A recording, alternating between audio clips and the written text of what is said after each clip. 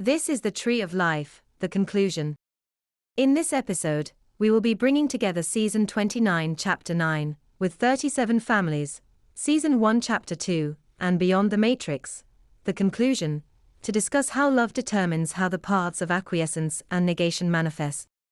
In Beyond the Matrix, the conclusion and 37 families, Season 1, Chapter 2, we talk about the 9 dialogues describing 9 impulses along the 9 plates of meaning in every exchange.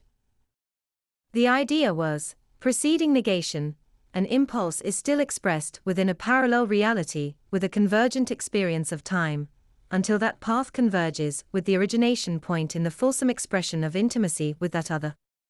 That is, the full expression of an impulse, to the greatest degree of intimacy, during a parallel path brings that subject to the origination point absent the memories.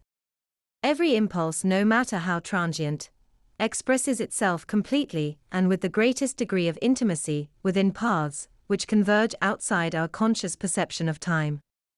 That is, even when an impulse is negated, leading to sublimation and infinite recursion, there is still a path of affirmation which sees the expression of that impulse with the greatest intimacy prior to the impulse arising.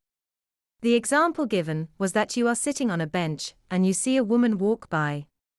You have the impulse to approach her and start a conversation, but you resist it. At the point of resistance, you create both infinite recursion, where all paths which follow that negation are expressed within a substitution event, but you also create a parallel path within the 9 plates, where that impulse was expressed to its complete fulmination in a relationship of intimacy with that woman prior to its occasion. That is, negation doesn't occur in a vacuum. Even when there is negation within a path, there is also a path of expression. The only difference between these 2 paths for the subject is how love manifests. On the one hand, within the 9 plates, the parallel narrative of expression converges to the origination point before reaching its conclusion, at that origination point, with the fullest extent of intimacy produced by consequence of that impulse. Infinite recursion, on the other hand, produces divergent, parallel paths of negation stemming from the initial negation, which either reach their complete fulmination, or are terminated by nonlinear intersections, or intrusive impulses within the dialectical degeneration.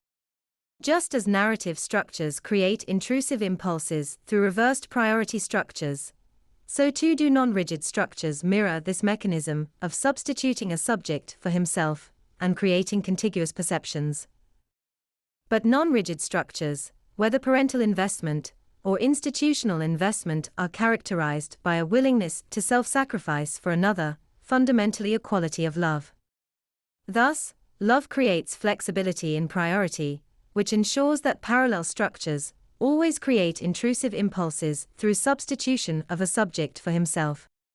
Finally, in Season 29, Chapter 9, we talked about how nonlinear intersections produce epigenetic convergence, by consequence of a tit-for-tat exchange followed by reciprocation. Thus, in the case of infinite recursion terminated by nonlinear compulsion, the same quality, reciprocation, represents a third form of love which returns the subject to acquiescence and the origination point. From this we can see that 3 different types of love result in a return to the origination point. First, love which is self-sacrificing.